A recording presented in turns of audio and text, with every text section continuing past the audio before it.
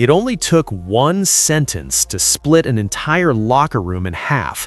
Not a fight, not a bad game, just a few words. Quiet, simple, but loaded with meaning.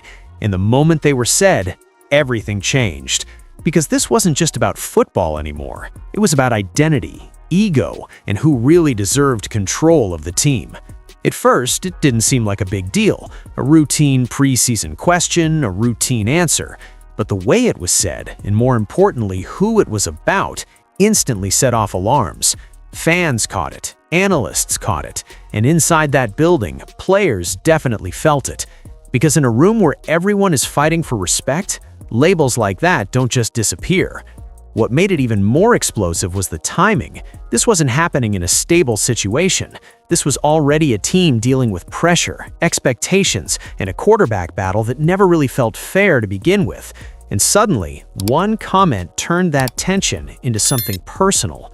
From that point on, every throw, every decision, every sideline reaction started getting viewed differently. Teammates weren't just watching performance anymore, they were picking sides. And the coaching staff? They were about to make choices that would only pour fuel on a fire that was already spreading fast. Because what looked like a simple misunderstanding on the surface was actually the beginning of a much deeper story, one involving quiet confrontations, controversial decisions, and a shift in power that nobody saw coming. And once it all started unfolding, there was no going back. It came out so casually that most people almost missed how sharp it really was. When Dillon Gabriel was asked how he blocks out the noise, he didn't give some long, polished answer. He boiled it down to one line. There are entertainers and there are competitors. And just like that, the tone of the entire conversation shifted. Because in a vacuum, it sounds harmless, but in that locker room, at that exact moment, it landed very differently.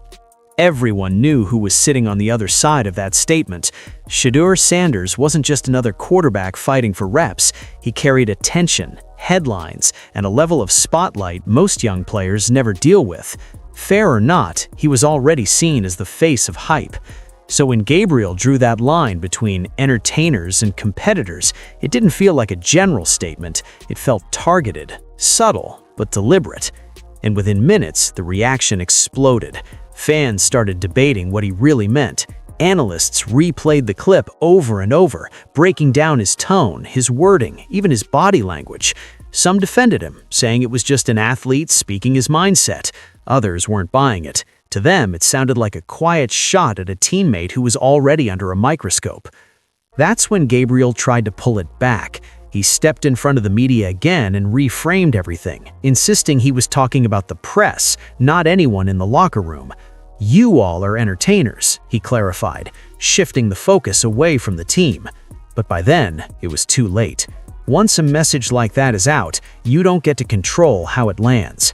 Because inside that building, players don't just hear what you say, they read what you mean. And even if no one said it out loud, the line had already been drawn.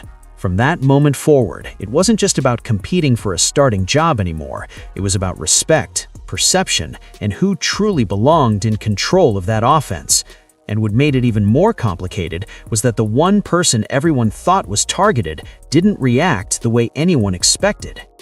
Behind the scenes, before the cameras and microphones could turn it into something even bigger, Dillon Gabriel made a move that most people never saw. On a team flight, away from the noise and the headlines, he approached Shedeur Sanders directly. No reporters, no social media, just a quiet attempt to clear the air. He told him straight up, "That wasn't about you." On paper, that should have been enough. That's usually how these things get handled. Man-to-man, quick resolution, move on. But this wasn't a normal situation. Because when Shedeur later spoke about that moment, his response didn't sound like someone who felt reassured. It sounded distant, cold even. He didn't argue, didn't push back, didn't turn it into drama. He simply shrugged it off with a line that said more than any confrontation could have. "It's not going to change my life."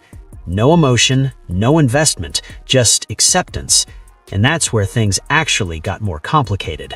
Because when someone reacts like that, it doesn't mean the issue is resolved. It usually means they've already made up their mind. There was no real tension in his words, but there was no trust either. It felt less like a misunderstanding being fixed and more like two players acknowledging something neither of them wanted to say out loud.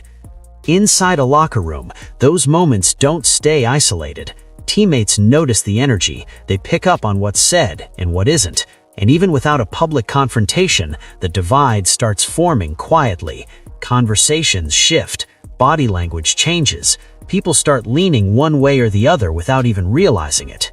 So while the outside world thought the situation had been handled, internally, nothing had actually been solved. If anything, it just went silent. And sometimes, silence carries more weight than any argument ever could. And soon enough, that quiet tension stopped being something you could ignore because it started showing up where it mattered most, on the field. The moment that really made people stop and question everything didn't happen in a press conference, it happened on game day. Shedeur Sanders finally got his opportunity, and when he stepped on the field, he delivered. The offense looked sharper, the energy shifted, and for the first time in weeks, it felt like the team had some rhythm. It wasn't perfect, but it was promising, more than enough to justify giving him a real shot moving forward. And then, he was back on the sideline. No clear explanation, no injury, no visible reason that matched what people had just watched. The coaching staff, led by Stefansky, made the call to stick with Dillon Gabriel as the starter. Just like that, the momentum Sanders had built disappeared. Fans were confused. Analysts started questioning it immediately because this wasn't a development situation anymore. This was a performance decision that didn't match the performance. The deeper you looked, the harder it was to justify. Sanders had shown flashes that suggested a higher ceiling, more playmaking ability, more control of the offense under pressure. Meanwhile, Gabriel was struggling to move the unit consistently. Yet week after week, the same decision was made. The same name stayed at the top of the depth chart. That's when the conversation shifted from who's better to what's really going on. Because at this level, especially in a league built on results, you don't ignore production without a reason. And if that reason isn't football, then what is it? Inside the building, no one was saying it outright, but it was being felt. This wasn't just competition anymore. It was preference. It was belief, or maybe something even more personal. And the more it continued, the more it started to look like one player wasn't just being overlooked, he was being held back. And that frustration, it didn't explode the way people expected. It came out in a way no one saw coming, and it changed the entire conversation overnight.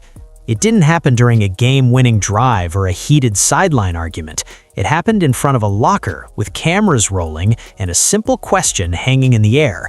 A reporter stepped in, expecting the usual post-game response, but instead of words, Shedeur Sanders just stood there, silent.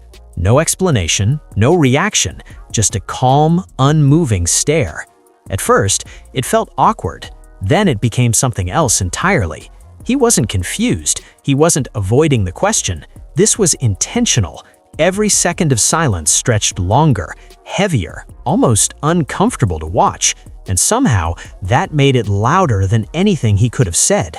In a moment where players are expected to explain, defend, or apologize, he chose nothing. And that choice said everything.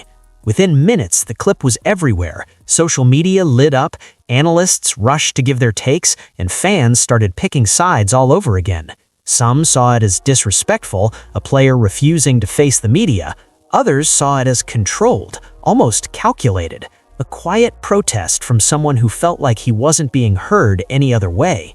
Then came the reactions that made it even bigger. Rex Ryan didn't hold back, calling it embarrassing and questioning Sanders' maturity. It was the classic old-school response, say your piece, own your moment, no matter what's happening behind the scenes.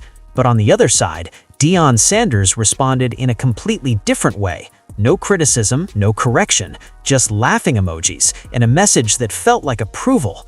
Two completely different perspectives, and both of them amplified the moment even further. Suddenly, this wasn't just about one interview. It became a symbol of something bigger. Old school versus new school, control versus expression, a young quarterback navigating pressure in a way the league isn't used to seeing. But while everyone was locked into debating that one silent moment, the real story was quietly unfolding somewhere else, because behind the scenes, decisions were still being made, decisions that would prove this situation was never really about one interview to begin with. At a certain point, the noise fades, and only one thing is supposed to matter: production. Not narratives, not locker room dynamics, not who said what in a press conference, just results.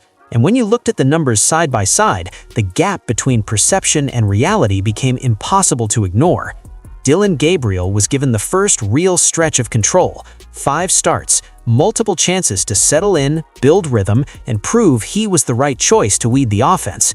But the results never fully came together. The team went 1-5 in those appearances. The passing game struggled to find consistency, drives stalled at the worst moments. His completion rate hovered just under 60%, and while that number doesn't tell the whole story, the eye test backed it up. Something always felt slightly off. Timing, pressure, decision-making, it never quite clicked the way a starting quarterback needs it to. And yet, despite all of that, the support never wavered.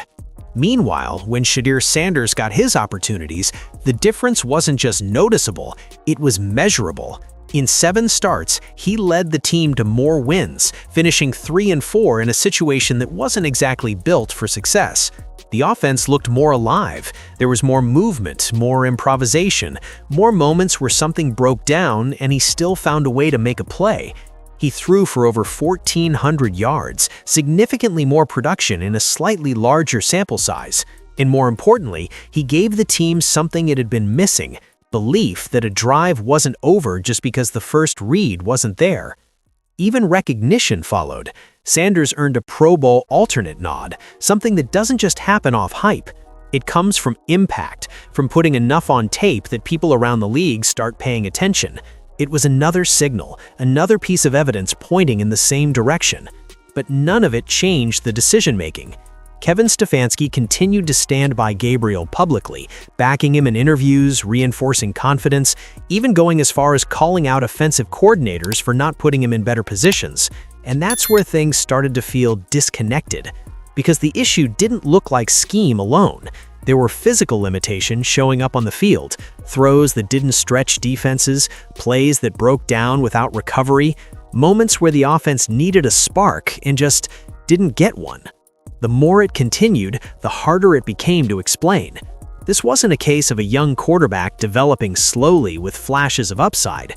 This was one player getting extended trust despite average output, while another was producing more with less security.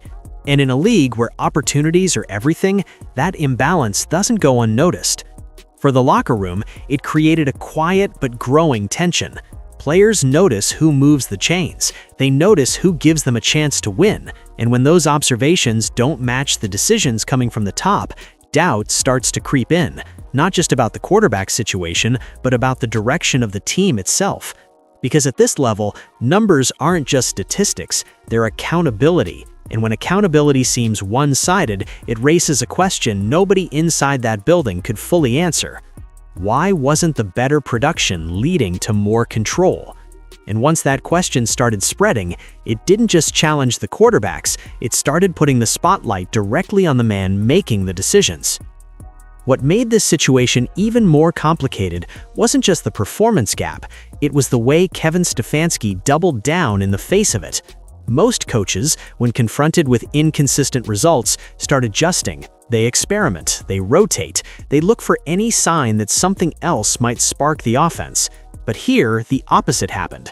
The more the pressure built, the more firmly Stefanski planted himself behind Dillon Gabriel. Publicly, he never wavered. In interviews, he continued to express confidence, continued to frame Gabriel as the guy who gave them the best chance to win, and when questions about the offense started getting louder, he redirected the conversation. He pointed toward scheme, toward play calling, even toward the supporting structure around the quarterback. It was a subtle shift, but an important one. It suggested the problem wasn't the player he had chosen, but everything around him. But inside the game film, the story looked different. There were moments where protection held up and the read was there, and the play still didn't materialize. There were drives where the offense needed creativity, something off script, and it just never came.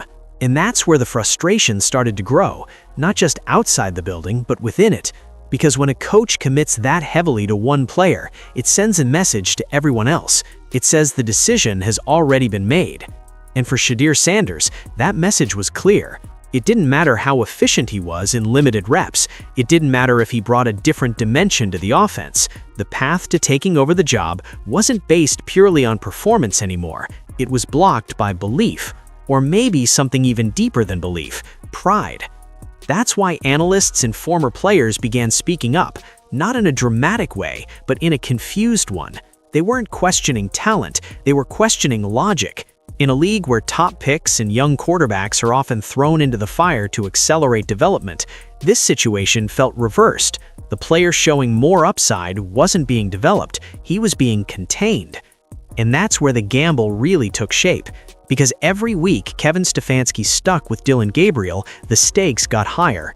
If Gabriel turned it around, the decision would look like patience and vision, but if he didn't, it would start to look like something much harder to defend. A coach tying his reputation to a choice that the results weren't backing up. And as the losses piled up and the questions got louder, it became clear this wasn't just about winning games anymore. This was about a coach proving he was right. The problem was, the league doesn't wait for you to be right. And eventually, that gamble reached a breaking point that no one in that building could ignore. The shift didn't come with a dramatic announcement or a drawn-out explanation. It happened quickly, almost quietly, but the impact was immediate. The moment Todd Monken stepped into the building, the entire dynamic changed. No history with either quarterback, no emotional investment in past decisions, just a fresh set of eyes looking at the same situation everyone else had been debating for months. And within that fresh perspective, the hierarchy that once felt locked in suddenly disappeared. Monken didn't ease into it. He evaluated, made his call, and reset the room. Dillon Gabriel, the quarterback who had been backed week after week, was no longer the default choice. The grip he once had on the starting role was gone. In its place was something the team hadn't truly seen all season, an open competition. Not a symbolic one, not something said for the media, but a real opportunity where performance would finally dictate outcome. For Shedeur Sanders, that change meant everything. For the first time, it felt like the path was actually there. No invisible barriers, no predetermined preference, just reps, execution, and results. And almost immediately, you could feel the difference in how the situation was being discussed. Monken didn't just acknowledge Sanders' potential, he leaned into it. He talked about ceiling, about playmaking, about what the offense could become instead of what it had been settling for. But at the same time, he didn't hand anything away. He made it clear the job wasn't guaranteed. In fact, he hinted at something that raised the stakes even higher, the possibility of bringing in another quarterback altogether. The 2026 draft wasn't off the table. That single idea sent a message across the entire roster. Nothing is secure anymore. Not past investments, not past performances, not even potential. Everything would have to be earned. And that's what truly marked the power shift. This wasn't just a new coach making a different decision. It was a complete reset of accountability. The favoritism narrative that had been building all season suddenly lost its foundation. Now, every throw mattered, every practice rep mattered, every mistake and every big play would carry weight. Inside the building, the noise that once came from controversy started to fade. What replaced it was something much more uncomfortable, real competition. The kind that doesn't rely on headlines or expectations, but forces players to prove themselves over and over again. But while Cleveland was moving forward, trying to rebuild its identity, the past wasn't done with them yet. Because far away from that reset, another move was quietly taking shape, one that threatened to open up everything they were trying to leave behind. Just when it looked like Cleveland was finally turning the page, a new storyline started gaining traction, and this one didn't come from the field. It came from whispers, reports, and conversations happening far away from the Browns' facility, because Kevin Stefanski, now in Atlanta, wasn't just moving on quietly. According to multiple reports and growing online buzz, there may be something much more calculated unfolding behind the scenes. The speculation is this: Stefanski isn't done with Dillon Gabriel. In fact, rumors suggest he's actively trying to bring him into Atlanta, reuniting with the same quarterback he stood by so strongly in Cleveland. On its own, that wouldn't raise too many eyebrows. Coaches bring in familiar players all the time, but what's making people pause is what's being said alongside that possibility. There's been talk, again, unverified but persistent, that Stefanski could be encouraging Gabriel to eventually speak out about his time with the Browns, not just casually, but in a way that shifts the narrative. The idea being floated is that if he publicly points toward the front office, toward organizational decisions, or even toward favoritism in the locker room, it could rewrite how that entire situation is remembered. Now, to be clear, none of this has been confirmed. It lives in that gray area where insiders hint, fans connect dots, and speculation starts to feel almost real. But even as a possibility, it raises a serious question: why now? Because if that narrative does come out, it changes everything.